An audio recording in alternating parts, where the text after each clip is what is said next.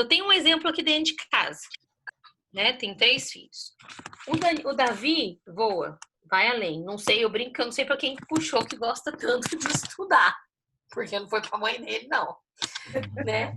Mas eu não preciso cobrar ele. Ele vai e sempre se esforça para conseguir o máximo do seu potencial. O Danielzinho é tão inteligente quanto o Davi. Mas se ele tem que tirar 7 numa prova, gente, ele estuda só pro 7.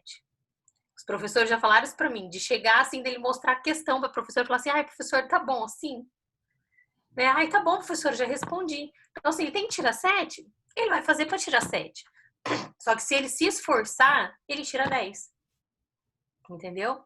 Mas ele gosta, ele fica numa zona de conforto. Para que eu vou me esforçar em determinada matéria se eu preciso só de 7 para passar? Então, eu vou tirar 7. Né? A Ana Laura é um misto. O que ela gosta, ela se esforça até demais para obter um resultado. Ela usa todo o potencial que ela tem. O que ela não gosta, ela não faz. E eu acho que se a gente for analisar, nós somos assim. É tão gostoso a gente fazer o que a gente gosta, a gente se esforça, a gente vai atrás, a gente tem vontade, né? E dá todo o gás. Sábado eu fui pedalar, pedalei 38 quilômetros, eu não sei nem como que eu pedalei os 38. A gente foi com o pessoal de uma igreja aqui, amiga nossa, o pastor falou assim, Jerusa, eu tava com misericórdia de você, falando pro povo devagar, de repente a gente só via você passando, passando na nossa frente. Falei, pastor, eu estava com muita vontade de vir, eu preciso pegar gosto, porque eu preciso fazer uma atividade fora das 4 paredes aqui do condomínio, né, para mim. Então, cansei, mas fui o máximo que eu podia, né, pus todo o meu potencial para eu conseguir. E muitas vezes é isso que o Senhor quer de nós. Muitas vezes aquilo que Ele tem preparado para nós está ali na frente, só que a gente desiste no meio do caminho. A gente não é persistente, né? A gente não tem disciplina e a gente acaba perdendo a bênção por causa disso. Mas, né, falando de Ruth, a gente vai ver que ela não perdeu a bênção dela, né? Porque ela foi atrás com todas as suas forças, como a gente tem visto desde o começo do estudo. Então, para a gente começar, se quem está com Bíblia, nós vamos ler Ruth 8:17. A gente vai ler, que diz assim. Então disse Boaz a Ruth, ouve, filha minha, não vás colher em outro campo, nem tampouco passes daqui. Porém aqui ficarás com as minhas ervas. Estarás atenta ao campo que cegarem e irás após elas. Não dei ordem aos servos que te não toquem, perdão. Quando tiveres sedes, vai às vasilhas e bebe do que os servos tirarem. Então ela, inclinando-se o rosto em terra, lhe disse, como é que me favorece e fazes caso de mim, sendo eu estrangeira? Respondeu Boaz e lhe disse, bem me contaram tudo quanto fizeste a tua sogra, depois da morte do teu marido, e como deixaste a teu pai e a tua mãe, e a terra onde nasceste, e vieste para um povo que antes não conhecia. O Senhor retribuirá o teu feito, e seja cumprida a tua recompensa do Senhor, Deus de Israel, sob cujas asas vieste buscar refúgio. Então disse ela, tu me favoreces muito, Senhor meu, pois me colocastes e falaste ao coração de tua serva, não sendo eu nem ainda como uma das tuas servas.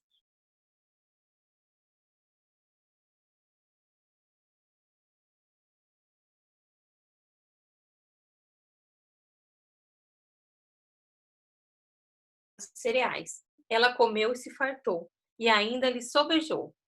Levantando-se ela para rebuscar, Boaz deu ordem aos seus servos, dizendo, até entre as gavelas deixai a colher e não a censureis. Tirai também dos molhos algumas espigas e deixai-as para que apanhe e não a repreendais. Esteve ela apanhando naquele campo até a tarde. Debulhou do que apanhara e foi quase uma efa de cevada. Eu não gosto muito dessa tradução, gosto da outra tradução, mas aqui a gente entende, né, e aquilo que a gente vai ver nessa lição, né, que Boaz se compadeceu, né, de Ruth. E pelo que ela tinha feito, a sogra lá atrás, depois do marido, ele estava a recompensando.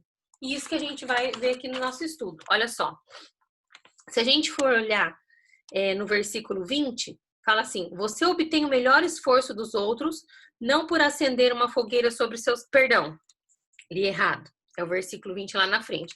Essa é uma anotação de James Hunter no livro Como se tornar um líder servidor. Ele fala assim: você obtém o melhor esforço dos outros não por acender uma fogueira sob seus pés, mas por atear um incêndio dentro deles. Ou seja, não é aquela história, né, de dar o peixe na mão, você precisa ensinar a pescar. Então, quando você desperta dentro da pessoa esse potencial dela de fazer as coisas, tudo vai dar certo. Ninguém consegue chegar a algum lugar se não souber qual é este lugar. Este é um princípio de planejamento tanto organizacional quanto pessoal. De que adianta alguém dizer, quero ser um grande professor, se ele não está efetivamente fazendo nada para chegar lá? É necessário, portanto, você descobrir qual é a sua missão de vida e, baseado nisso, definir seus objetivos e respectivas metas. Não confunda a falta de motivação com falta de objetivos. Veja bem, você pode ter objetivos, mas você pode não estar sendo motivado a cumprir esse objetivo. Você precisa dos dois, mas ter objetivos claros é imprescindível. Para você ajudar os outros a extraírem o máximo de seu potencial, primeiro você tem que dar o exemplo. Qual a sua missão de vida? Para que você existe? Como um teste simples, faça o seguinte exercício. O que eu quero? O que vocês querem? O que vocês têm almejado nesses dias? Né? E aonde vocês querem chegar? Eu vou continuar dando para vocês o exemplo da minha pedalada. Tinha 3 subidas que era assim de sangue de Jesus tem poder, parece que era assim de pé. A primeira eu titubeei de medo. Falei, gente, vai entrar uma pedra na minha bike, eu vou capotar aqui e vou passar vergonha. Desci da bicicleta. Porque você saía de um asfalto, assim, de uma curva e já vinha pedra. Eu falei, eu vou cair, não vou ter coordenação para conseguir. Fui até uma altura, desci, continuei. A segunda, o Daniel falava, vamos, que você vai conseguir, vamos, eu te ajudo. E foi. Subi mais da metade. Né? Então, ou seja, tinha alguém me motivando. O coitado estava mais cansado do que eu, mas ele estava ali. E a terceira subida é a subida de uma trincheira que tem aqui em São José, gente, que a subida, eu não sei explicar. O arquiteto que fez aquilo, acho que nunca imaginou que uma bicicleta ia subir, porque, né? E aí, eu fui, faltou um pouquinho, assim, eu fui, parei. Mas se eu tivesse me esforçado, né, eu conseguiria chegar até o final. Mas eu confesso que eu não me esforcei. Então, agora, para o próximo pedal, o que eu quero? Eu quero me esforçar mais para eu conseguir essa subida. E aonde eu quero chegar? Eu quero chegar no topo lá da subida e falar assim, eu consegui. Mas para isso eu vou ter que ter disciplina, para isso eu vou ter que ter objetivo, para isso eu vou ter que ter estratégia, né? Talvez lá atrás, descansar um pouco a perna para ter o gás para subir depois. E é assim na nossa vida. Né? Depois, para cada um dos objetivos, a gente precisa ter metas para definir de como a gente vai alcançar esses objetivos. Então, quando ele fala ali, né, dos professores, então vamos pegar o exemplo da Lu. A Lu é professora, mas para chegar, a Lu teve que se preparar, ela teve que fazer a faculdade, ela teve, né, são N passos que a Lu precisou ter. Vou pegar o exemplo do Daniel e do Leandro, né, nessa questão de ministério pastoral. Não é assim, eu vou ser pastor. Tem toda uma preparação, né? Você passa por teste psicológico, você passa... E ali no POV, né, que é um curso que eles fazem de 1 ano antes de começar, tanto o semestre quanto em São Bernardo, ali já barra um monte de gente. Porque ali, né, Leandro, já vem assim, ó, pá. Eu lembro que da turma do Daniel falou assim, amor, já desisti um monte. Porque ali você é levado, né, primeiro, qual é a sua motivação para estar, né, esse chamado? O que te motivou a isso? Daí já vai descobrindo. Qual que é o seu objetivo? E muita gente vê ali que já confundiu as coisas. E depois que passa por esse processo, tem todo um outro. E isso é assim. O Isaías tem algum sapato que ele faz de um jeito, tem outro que ele faz de outro. Se ele precisa... Ele tem uma técnica para tudo aquilo que ele vai fazer. E é uma diferente da outra. Só que ele precisa falar assim, bom, para eu chegar em tal resultado, eu tenho que fazer essa técnica. O Du que eu digo o dia que vem aqui na internet. Puxa cabo, tira cabo, né? Do puxa cabo. E os meninos falam, vamos puxar de outro jeito. Vamos abrir lá na frente. Não adianta eu querer fazer isso, porque eu não sei fazer. Mas o Du sabe e ele sabe o que ele tem que traçar. Eu preciso puxar esse cabo primeiro para ligar no outro, para ligar naquele, para daí dar certo, né? Então, não adianta nós nos iludirmos, porque as pessoas não seguem as ideias de quem não está dando certo. Ou seja, então não adianta eu querer consertar o sapato se eu não observar da forma que o Isaías está fazendo corretamente para eu fazer. Vocês estão entendendo? Isso tem que ser um objetivo, tem que ter uma meta de onde que eu quero chegar e de onde que eu estou me espelhando. Então, olha só, com base no que Boaz fez para Ruth, como podemos encorajar alguém a obter o máximo de seu potencial? Primeiro, sendo um facilitador. Lembra que a gente falou no outro estudo sobre isso? Antes da gente começar esse livrinho de encorajamento? Que a gente falou um pouquinho sobre isso também, né? Então, sendo um facilitador. Boaz não deu as espigas prontas para Ruth, mas a conduziu, né? Até grifei aqui a palavra conduziu, por onde havia as espigas para serem apanhadas. Facilitar não consiste apenas em tornar as coisas mais fáceis, mas levar a pessoa a refletir e fazer novas descobertas por si mesma. Algumas mães chegam para mim e falam assim, Jerusa, meu filho ainda não está falando. Eu falo assim, tá. Mas a hora que ele fala assim, ó, você já não fala para ele? Falo. Ele vai falar. Por que ele vai falar? Se ele tem na mão. Né? Então, você tem que ensinar ele que você, né, tipo, instigar ele. Isso é você ser um facilitador. Aí ele tem essa motivação para ir atrás daquilo que ele precisa. Então, a gente ser um facilitador é fazer as pessoas refletirem, né, e terem novas descobertas para que elas ajam por si mesmas. Outra coisa muito importante, né, que aconteceu com Ruth e Boaz, falando ao coração. Então, Ruth diz a Boaz, né, me consolaste e falaste ao coração de tua serva. Ou seja, Boaz criou um ambiente de amor. E isso é fundamental para levar alguém a obter o máximo do seu potencial. Gente, Jerusa, mas algumas vezes a gente precisa chamar atenção, tem que ser firme, tem que fazer tudo isso. Mas o amor constrange. Eu tô procurando uma luz aqui, gente, no quarto da Ana Laura, tá ficando escuro, não tô achando. Achei. Mas o amor constrange. Então, quando você cria esse ambiente de amor, você consegue ganhar a confiança dessa pessoa, você consegue estimular ela a ter o máximo do potencial. A criança está estudando para uma prova. Se você ficar falando assim, vamos, estuda, você não sabe, você não vai chegar em lugar nenhum. Meu filho, qual que é a tua dificuldade? Posso te ajudar? Vamos lá, se você se esforçar um pouquinho, você vai conseguir. A Ana Laura estava com umas tarefas atrasadas, na verdade, a sala inteira, porque para eles é tudo novo também, né? Imagina para a gente tendo que se adaptar, ter estudo bíblico, culto, né? Imagina para as crianças também, embora eles lidem com esses eletrônicos muito melhor do que nós, mas para eles são coisas novas também.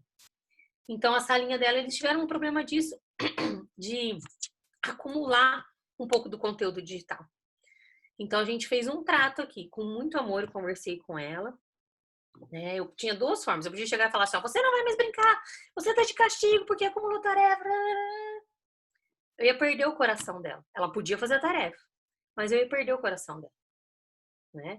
Ela me contou, ela não omitiu, falou, mãe, minha salinha tá assim, assim. Então vem cá, filho, então nós vamos traçar metas. Então todos os dias, da 1h30 às 3h30, você vai fazer a tarefa. 3h30 até às 5h30 você pode brincar. Depois você vai entrar, tomar um banho, jantar e descansar pro outro dia. Só que se você ficar um dia daí sem fazer a tarefa, no outro você não vai brincar. Tá certo? Então você é capaz, você vai conseguir, mas a gente precisa traçar o objetivo.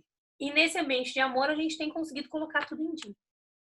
Então nós precisamos falar ao coração das pessoas para motivá-las. O terceiro é envolver outros no processo.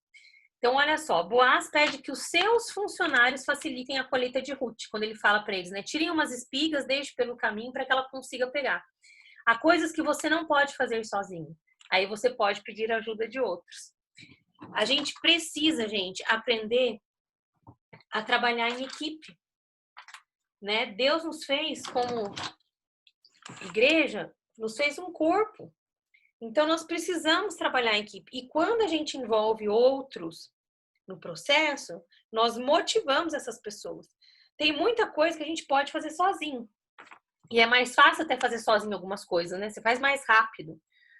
Mas o você chamar outra pessoa para fazer com você, né? Você vai estar encorajando aquela pessoa. Quantas vezes você liga para uma pessoa e fala assim, olha, estou pensando em fazer uma coisa, o que você acha? A pessoa já fala, não, vou te ajudar, é isso mesmo e tal. Você já vê assim que foi uma alegria para ela poder participar de um processo. Então, nós precisamos, né, nessa questão de encorajar pessoas para terem o seu máximo, né, do potencial, procurar muito envolver várias pessoas no processo. Eu sou uma pessoa que eu tenho horror de quando eu tô cozinhando e alguém palpitar nas minhas panelas. Cada um aí deve ter uma peculiaridade que tá fazendo, não gosta de ninguém tá em cima, né? Mas a Ana Laura agora tá aprendendo a fazer arroz, fazer brigadeiro.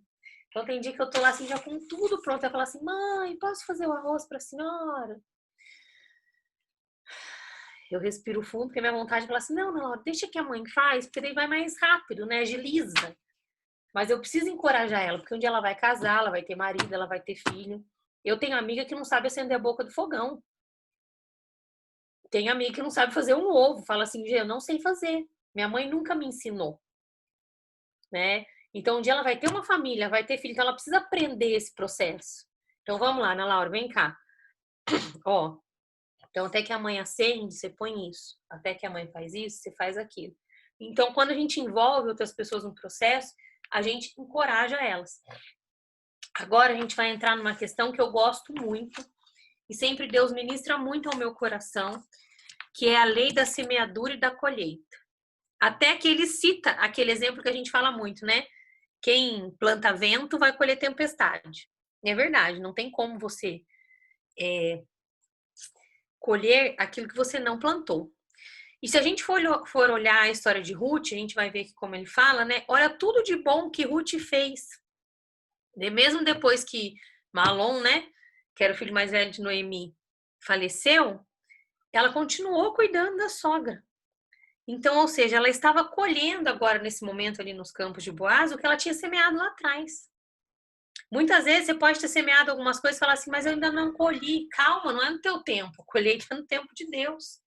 E você não faz coisas boas já pensando naquilo que você vai colher. Você faz coisas boas porque tudo que você está fazendo melhor como se fosse para Deus. Então, olha só. 10 anos atrás, Ruth havia se casado com Malom, filho mais velho de Noemi. De repente, o inesperado acontece. Peraí, gente, só um minuto. As crianças resolveram brincar na porta, na barra da minha janela aqui.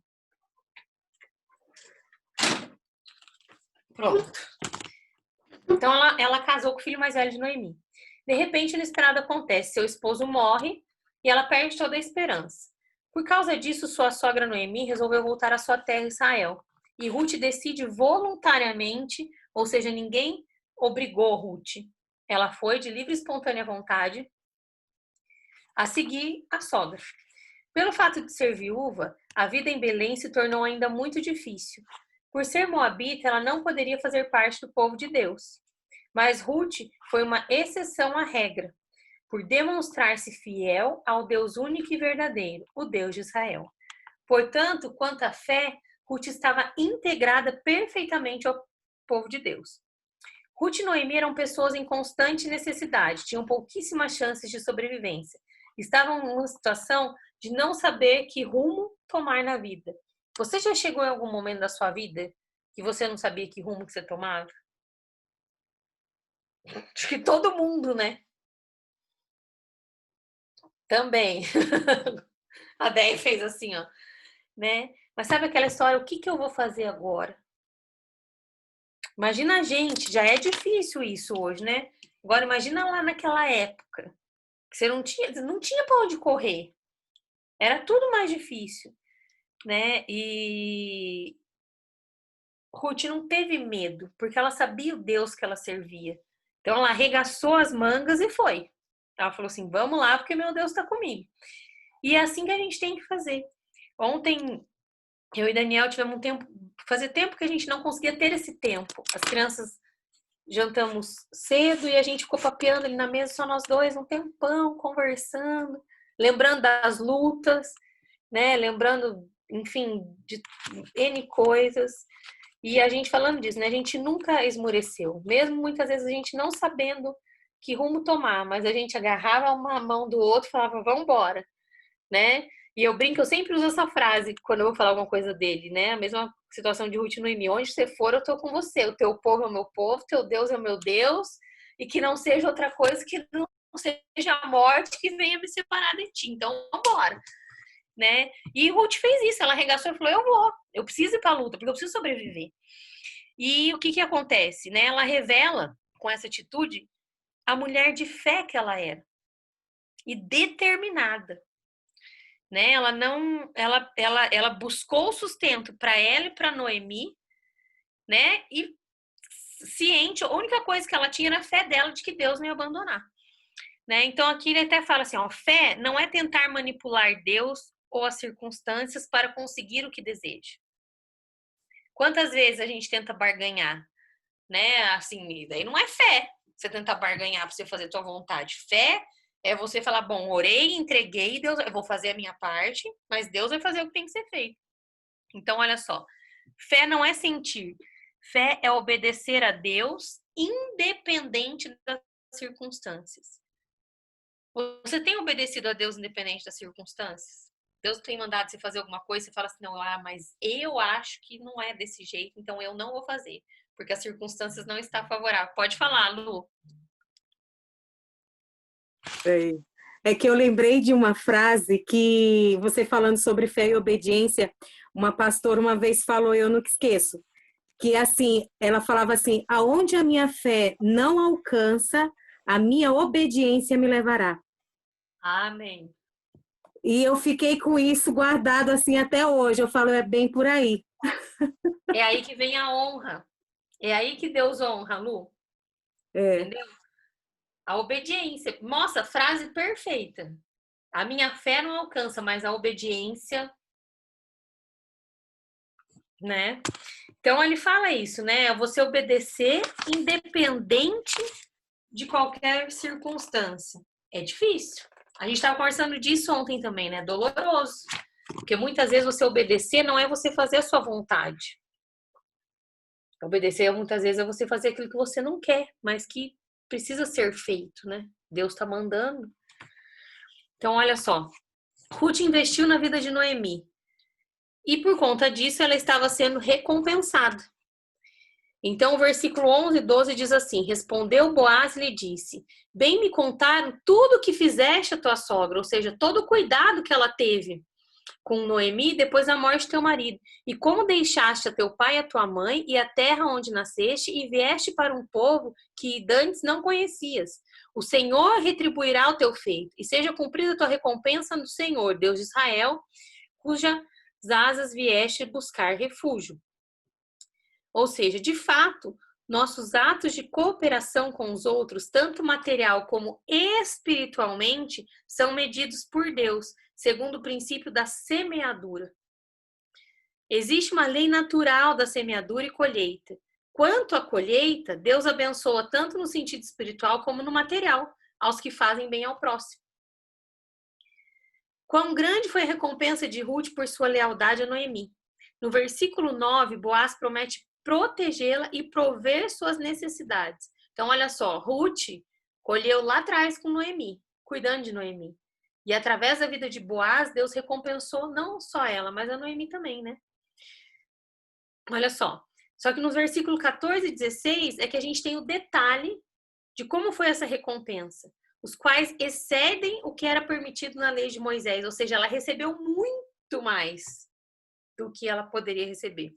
Então, olha só, o que Boaz pediu para o povo? Ele ordenou que ninguém fizesse mal algum a Ruth, embora ela sendo estrangeira. Autorizou que Ruth bebesse da mesma água oferecida aos segadores. Mandou que os trabalhadores deixassem cair espigas para que Ruth colhesse, permitindo que ela tivesse uma provisão especial.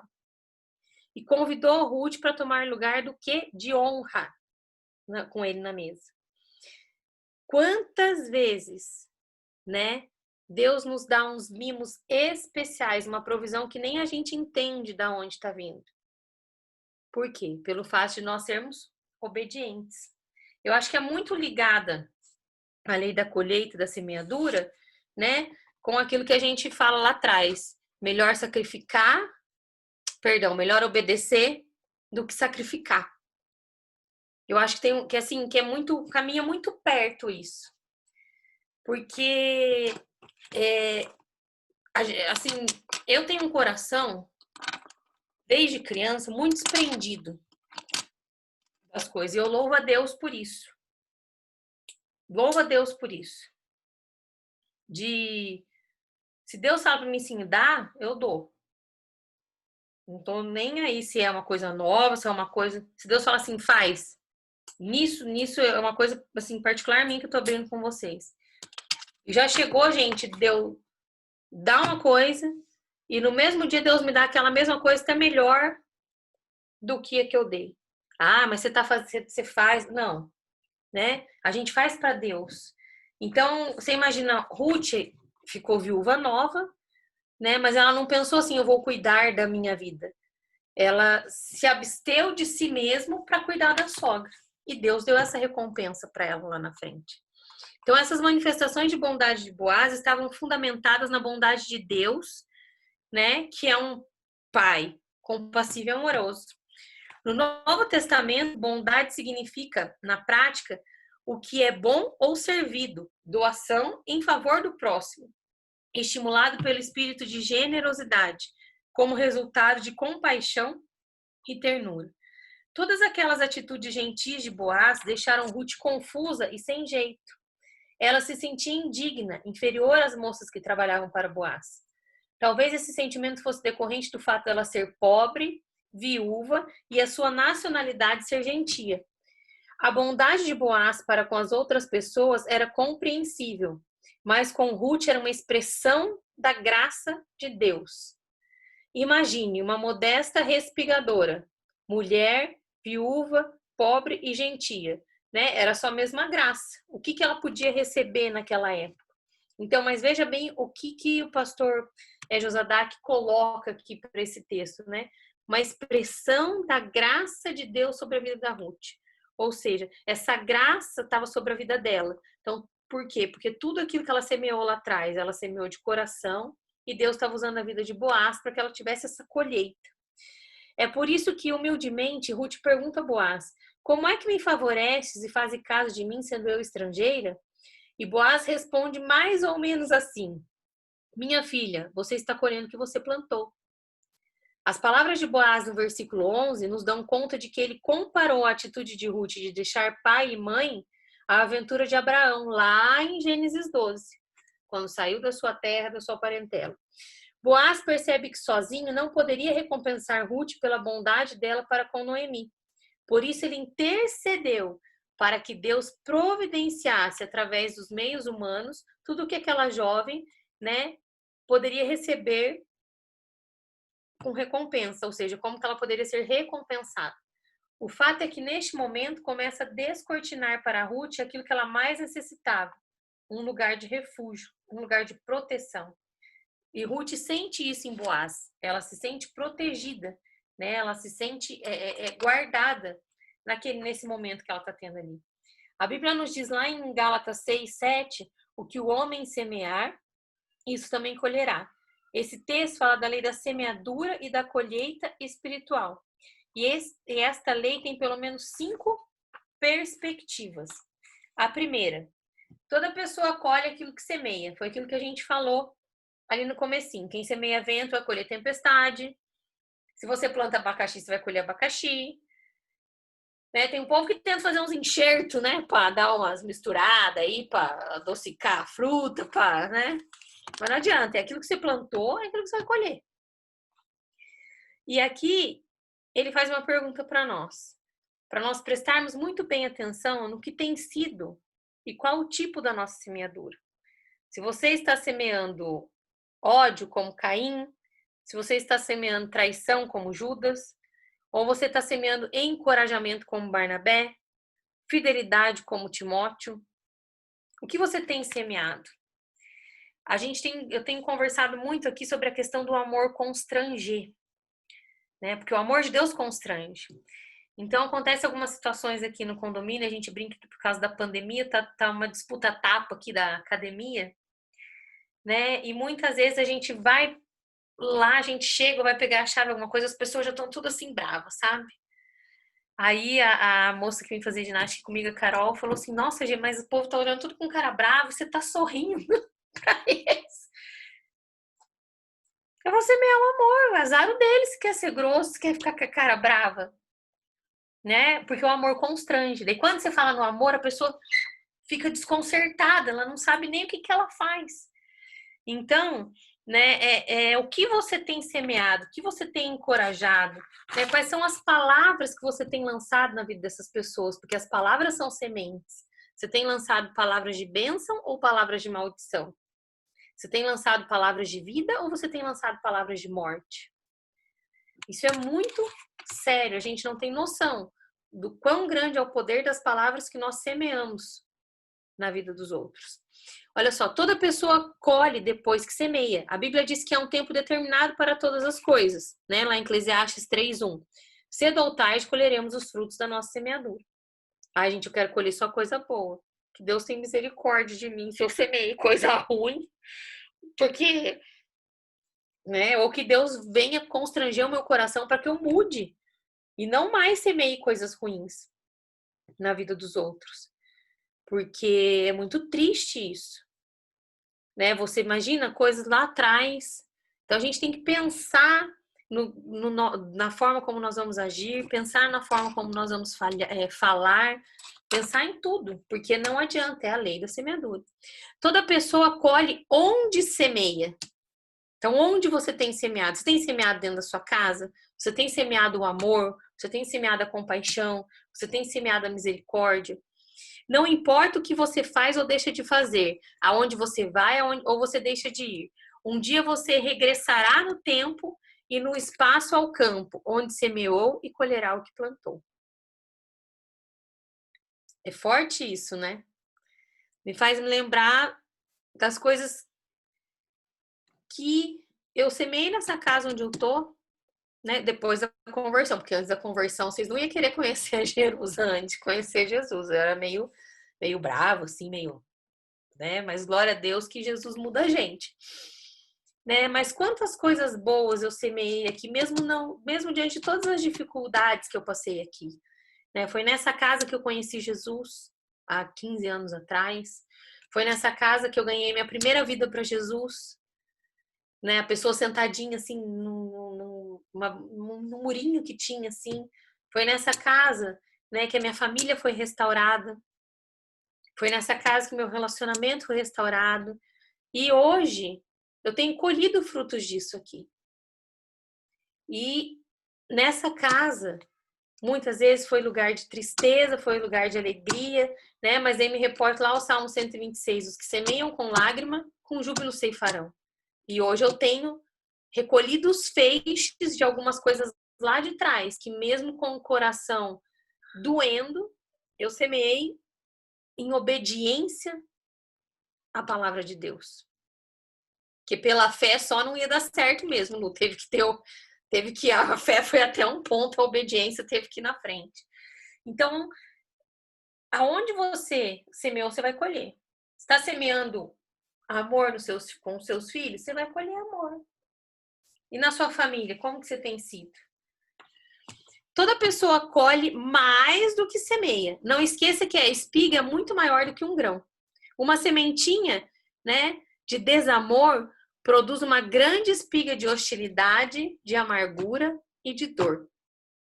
Tudo que você plantar hoje, você colherá muito mais no seu futuro.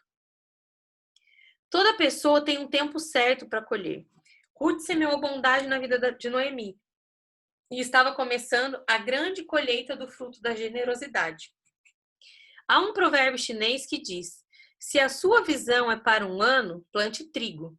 Se a sua visão é para uma década, plante árvores. Se a sua visão é para toda a vida, plante pessoas. Eu já tinha escutado isso. Não me lembro aonde. O processo de plantar ou investir em pessoas começa quando morremos para os nossos próprios interesses e passamos a viver a dimensão de dar o que somos e o que temos aos outros. O tempo é um tesouro. Vamos aproveitá-lo semeando bem, pois fazer o contrário disso é uma gritante tolice. Se não servimos uns aos outros, a nossa vida não tem sentido e nem propósito. É uma vida inútil. Esta é a visão do reino de Deus. Devemos utilizar a nossa vida para o serviço de Deus e para os semelhantes. Temos que ser gratos pelas oportunidades e dons que possuímos para a utilização do serviço.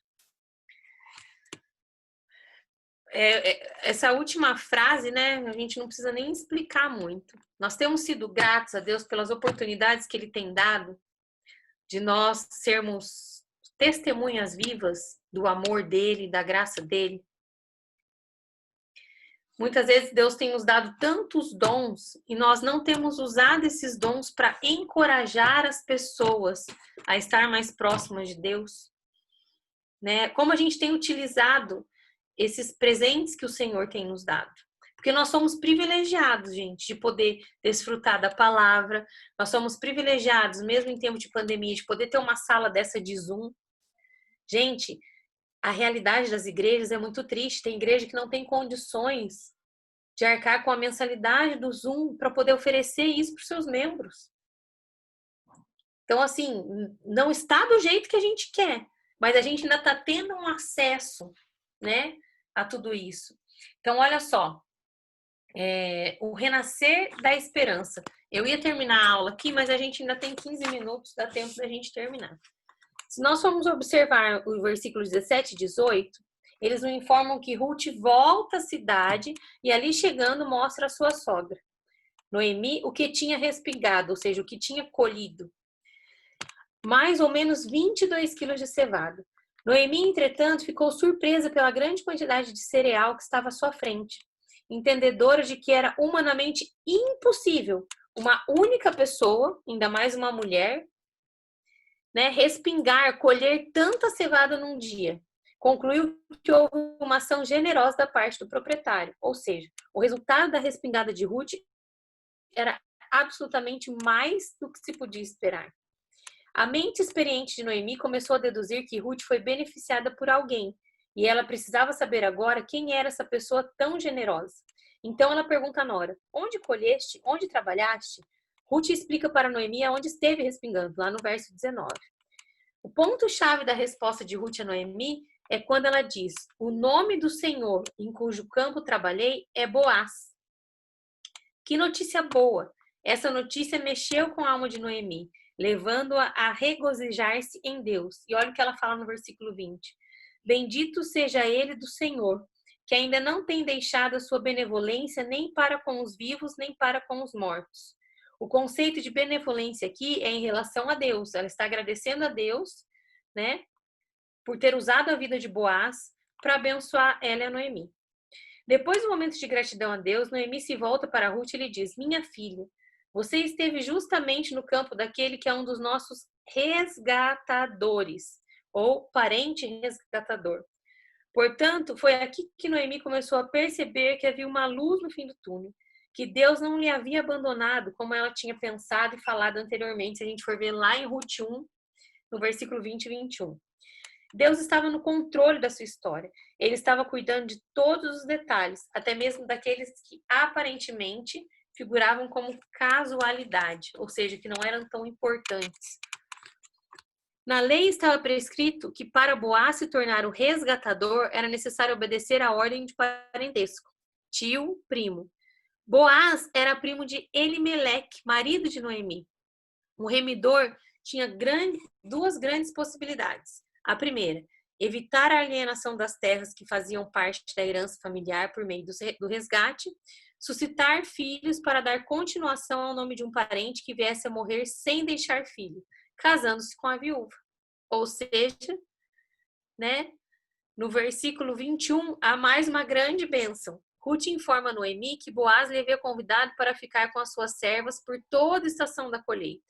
Novamente, Noemi consegue perceber mais uma luz no fim do túnel. Ou seja, essa luz estava ainda maior. Então, ela segura a Ruth que essa é a melhor notícia do dia.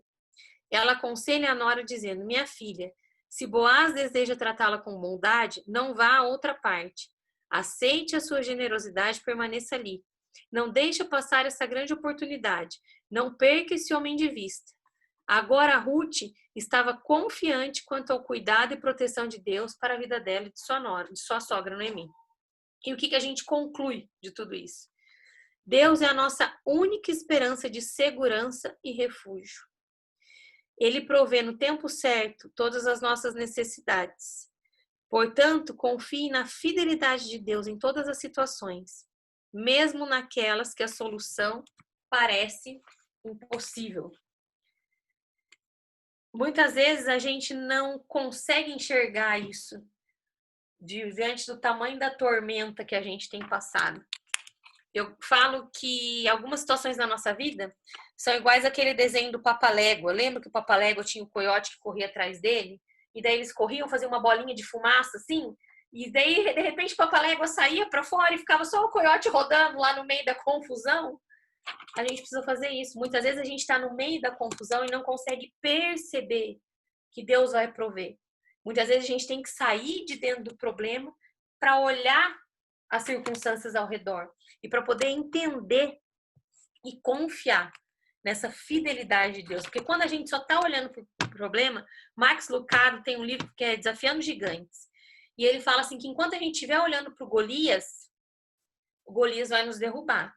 Mas quando nós estivermos olhando para o Deus que vai derrubar o Golias, a gente vai se fortalecer para vencer o gigante. Então, não olha para o problema. Porque se você só olhar para o problema, você não vai conseguir sair dele. Você tem que olhar para Deus, que é o que vai te livrar e vai ser fiel com você em todas as situações, mesmo naquela que parece impossível, para te ajudar a vencer o problema. Um dia eu fui num apelo na igreja, lá em Santo Antônio da Platina. Eu tava assim, gente, desorientada naquele dia. Eu tava assim, desolada. Eu não sabia como que eu ia resolver as batalhas internas que eu estava passando. E o pastor Beto foi pastor em Santo Antônio, pastor Alberto Inácio, hoje ele é pastor em Chapecó, não é Joinville. E o pastor Beto, ele fez o apelo, eu falei, eu não vou no apelo, o que adianta eu ir no apelo? Deus não tá nem ouvindo minhas orações, eu não vou. E naquela hora o Espírito Santo moveu meu coração e eu fui. E o pastor Beto foi muito usado por Deus naquele momento, porque ele não sabia das adversidades que eu estava passando. E ele falou para mim assim, minha filha, para você, seu problema é muito grande, porque você está olhando assim para ele. Deus está olhando lá de cima. Para ele é só uma formiguinha, que a hora que ele fizer assim com o pezinho dele, vai passar. Então você precisa confiar. Porque aquilo que para você é impossível, para Deus é possível. Aquilo que para você é enorme, porque você só está olhando para o problema, para Deus é desse tamanho. Mas o Senhor quer que você confie e entregue aquilo. Então, para a gente concluir, né, o que ele fala aqui? Ruth e Noemi sabiam o Deus que elas serviam. Ruth sabia que Deus, né, mesmo elas não conseguindo enxergar pela fé que elas tinham, ela sabia que alguma coisa ia acontecer. E ela permaneceu, e ela perseverou, mas ela chegou, né? Ela usou todo o seu potencial para conseguir isso. Porque ela sempre teve uma palavra sábia também da sua sogra ali para ela. Então, o que a gente aprende com essa aula de hoje? Não só da sogra, mas Boaz também, sempre encorajando, né? Sempre sendo usado por Deus para preparar situações onde Ruth se sentisse segura, né? O que a gente aprende com tudo isso? Que nós temos um tempo certo para plantar, um tempo certo para colher, que no tempo certo ele vai prover as nossas necessidades, que no tempo certo ele vai prover um milagre na nossa vida e que esse tempo não é o nosso tempo, é o tempo dele. Só que mesmo durante todo esse tempo nós temos que nos encorajar, né? E encorajar as pessoas que estão conosco a fazer de tudo para que elas, né, consigam usar o máximo da força que elas têm para conseguir essas coisas. Porque não adianta a gente ficar parado.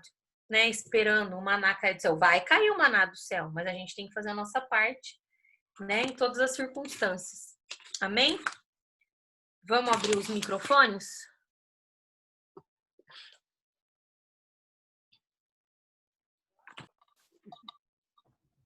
Deixa eu ir liberando a tua mão. Falta só o Isaías abrir. Deixa eu liberar ele lá. Aí, só ele aceitar lá e tá tudo liberado. Oi, Leandro, não tô te escutando. Quer dizer, estou escutando, mas a minha caixa de som do computador estourou. Tá. Não, eu digo, é só o Isaías aceitar lá. Ele já pode liberar o microfone dele lá também. Maravilha. Espera aí, gente.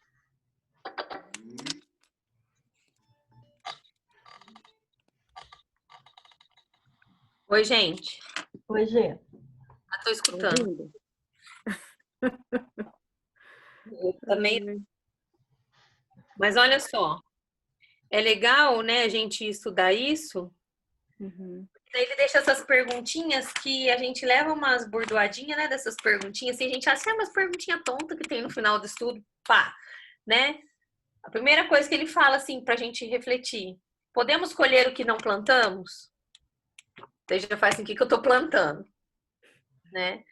Aí ele deixa assim, que Ruth recebeu um encorajamento de Boaz. E qual foi a última vez que você ressaltou uma qualidade, uma pessoa que vive com você? Quando que você encorajou uma pessoa? Quando que o Du chegou e falou assim, nossa, como você tá linda hoje? Quando que o Isaías chegou pra Doris e falou assim, Doris, esse quiabinho refogado que você fez tá divino. Gente, vou falar pros homens agora, né? Pra nós, mulher, a gente ganha o dia. É uma palavrinha assim que vocês falam, não é ideia, não é, Lu? Não precisa muito.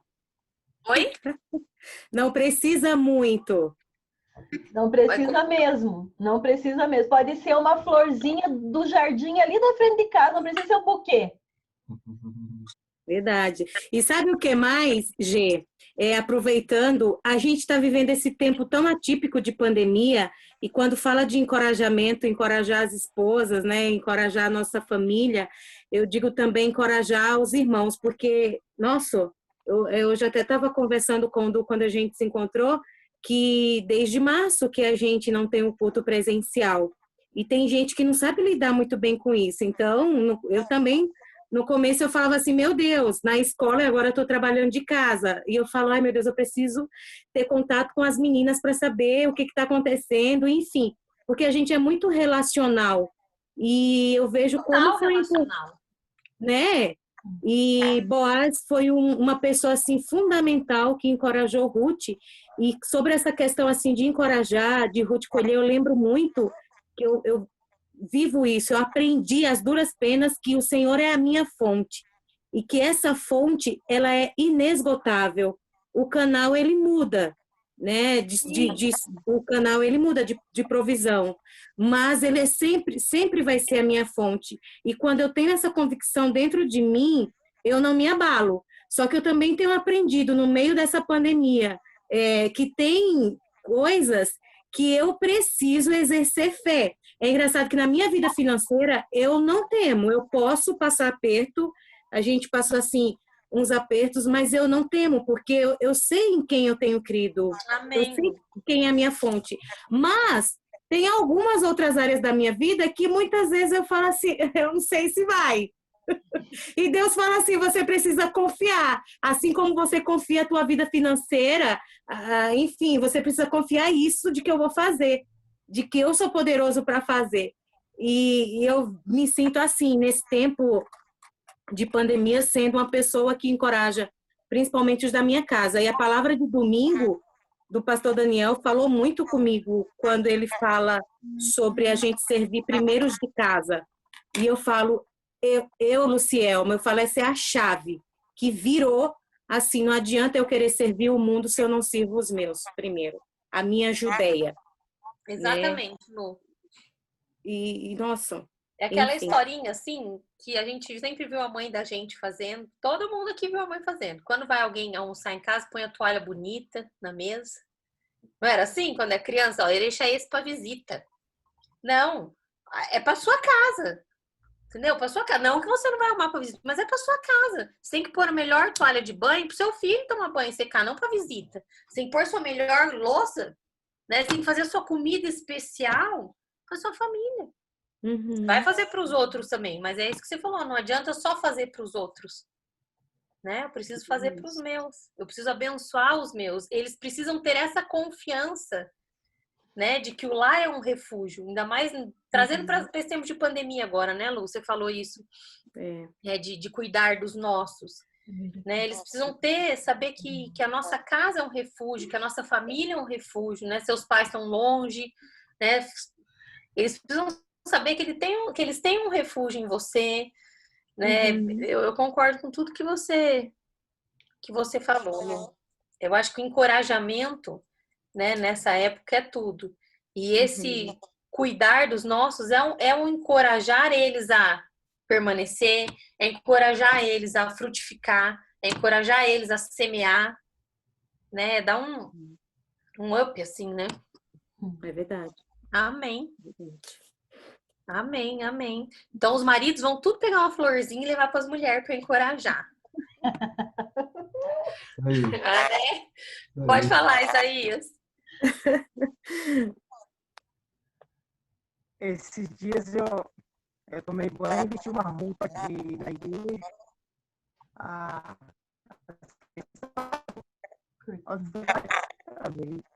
Eu não vou em lugar nenhum. Eu não posso ir em lugar nenhum, só estou trabalhando, estou ficando em casa, então eu vou vestir uma roupa para ficar dentro de casa. Agora, por que vestir essa roupa? Eu falei, daqui a pouco, eu não sei do dia de amanhã, se eu vou usar ou se eu não vou usar, eu vou vestir agora. É isso aí, Isaías. Ó, É isso mesmo, né? Não é só para ir no mercado ou para ir na igreja. Claro, na igreja a gente tem que pôr a melhor roupa que a gente está, né, claro. indo para a casa do Senhor. Mas se a nossa casa também é a igreja, se nós somos templos do Espírito Santo, então nada melhor do que nos arrumarmos muito bem para Ele, aonde nós estivermos, né? Sim.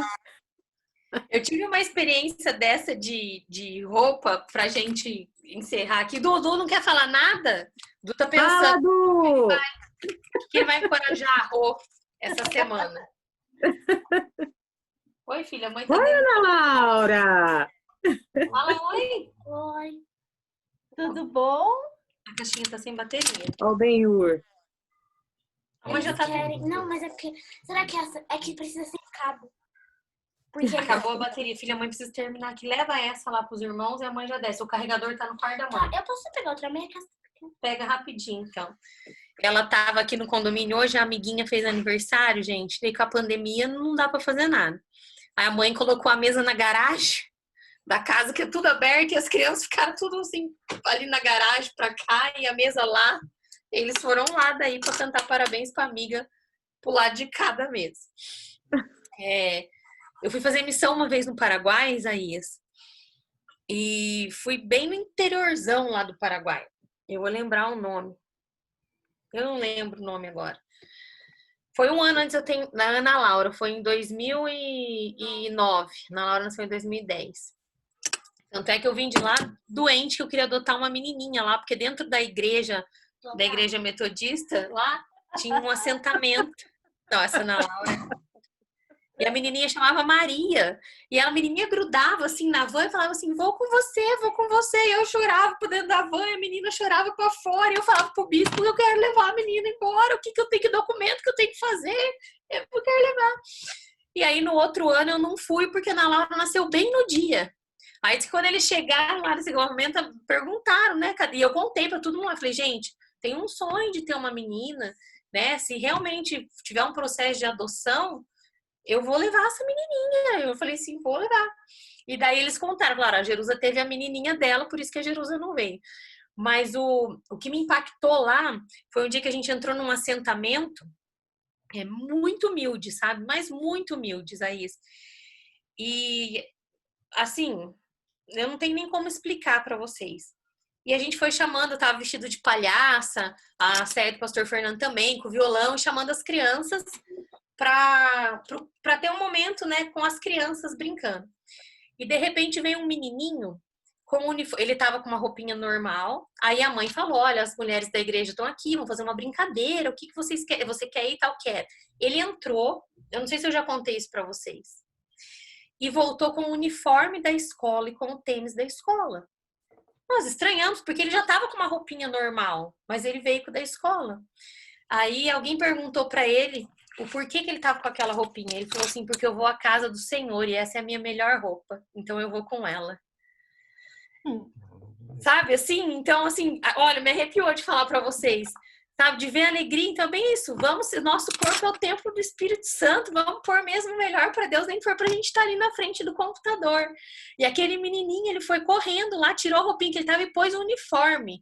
A camiseta, a jaquetinha, gente, tô arrepiada, lembrando. O tênis que eles ganhavam da escola lá, porque era aquilo que ele tinha de melhor, e ele queria ir com o melhor para Deus, e foi. Eu fui chorando da casa dele até a igreja. O Espírito Santo ministrou minha vida de uma forma, né? Falou assim: olha, o que é o melhor dele? E ele fez o melhor dele para Deus. Ele colocou aquilo que ele achava que ele tinha de melhor, de mais quentinho, de mais. Então a gente tem mesmo que fazer. Tem que se arrumar, tem que, né? Porque é para Deus. E ele se agrada disso, né? Então Deus é perfeito, né, gente? Eu falo, né? As coisas de Deus são tão simples, é a gente que complica tudo. Deus é muito perfeito, Deus é muito maravilhoso e Ele tem nos ensinado a cada dia. Eu acho que essa pandemia vai fazer a gente ressignificar em muita coisa. Vai fazer a gente a pensar diferente diante de muitas coisas, né? E que a gente possa continuar encorajando pessoas e fazendo tudo isso que a gente falou aqui, semeando coisas boas, nos arrumando, né? Nos arrumando para o Senhor, os maridos encorajando as esposas encorajando os maridos, Lu encoraja teus alunos, porque eu vejo os vídeos da Lu, que eles postam para a Lu, né, fazendo as atividades que a prof pediu. E assim nós vamos que vamos. Galera, vamos encerrar então? Esse final de semana, então, nós vamos voltar, né, com os nossos cultos presenciais. Provavelmente amanhã já tem alguma posição no grupo, né, amanhã a gente já vai ter uma ideia melhor de tudo, de cadeiras. Então, todas as informações a gente vai passando nos grupos da igreja para vocês. Provavelmente amanhã à noite já deve também abrir as inscrições, que amanhã é que nós vamos ter certeza do número de vagas que a gente vai poder colocar, né, Deia? Isso. Amanhã, algumas mulheres nós vamos lá fazer medição, as coisas, enfim, ver certinho como vai ficar isso, né? Em nome de Jesus, eu creio que vai ser passageiro, os cultos terem que ser aos sábados, pelo menos até passar essa pandemia, né? Nós só estamos pensando nos cultos serem aos sábados para que a transmissão de domingo, para quem não vai poder ir, fique melhor. Porque a gente tem condições aí, né, Leandro? O Leandro pode até me corrigir, de deixar um áudio melhor, uma transmissão melhor para quem vai ter que ficar em casa. Entendeu? Porque se a gente for jogar ao vivo, não vai ter a mesma qualidade, pode cair a internet, a pessoa pode não acompanhar, né? Como tem acontecido quando a gente grava alguns problemas, né? Então é só visando isso, o bem-estar, né? E para que o culto seja abençoado também para aquelas pessoas que ainda não vão poder estar presencial. Passando tudo isso, vai permanecer os cultos online, né? Mas os cultos voltarão para o domingo, é temporário, só para a gente poder oferecer esse melhor para quem está em casa, né? Então eu vou pedir para o Leandro estar orando para nós e que, em nome de Jesus, seja uma bênção esse retorno. Eu já falei que eu vou enfiar um saquinho plástico, assim, falei na reunião da classe, sabe o que eles estão fazendo nas escolas? Enfia um saquinho plástico para abraçar. Vocês vão ver, vou dar um jeito, não sei como, mas eu vou abraçar. Saco plástico, tinha uma coisa na cara, não sei. Mas amém. Leandro, você ora para nós? Vamos encerrar, gente? Oramos sim, Gi, oramos sim. Pai amado, Deus querido, queremos agradecer ao Senhor, Pai, por esse tempo tão especial, tão precioso, em que o Teu Espírito Santo vem renovando a nossa alma, vem renovando o nosso ser, vem dando brilho aos nossos olhos, vem dando luz ao nosso coração. Muito obrigado por esse estudo, muito obrigado pelo Teu Espírito Santo, Pai, estar se revelando, Senhor Jesus, a vida da Jerusa, e assim ela pode ministrar as nossas vidas também, Pai. Que o Senhor sempre esteja derramando a Tua graça, a Tua sabedoria sobre a vida dela e venha nos inundando da mesma forma, Pai, como corpo, como igreja. Nós Te louvamos, Pai, em nome de Jesus, por tudo isso. apresentamos a vida de cada um aqui, apresentamos as famílias de cada um, pedindo que o Senhor continue amparando, sustentando, nos movendo em fé, nos levando além a todas as coisas do Senhor quer neste tempo, Pai. E já apresentamos o nosso final de semana. É com alegria que nós já te agradecemos por nós estarmos retornando nos cultos presenciais diante do Senhor. Nos dê a sabedoria, nos dê um espírito, Pai, comum diante do Senhor, de todos trabalharmos de mãos dadas e coração aberto para te servir como corpo, como igreja. Então, em nome de Jesus, já apresentamos diante de ti, Pai amado, Deus querido. Continue a soprar o teu Espírito Santo nas nossas vidas e continue a nos abençoar, em nome de Jesus. Amém, amém e amém, Senhor Deus. Amém, Amém, Jesus. Amém. Amém. Gente, então Deus abençoe.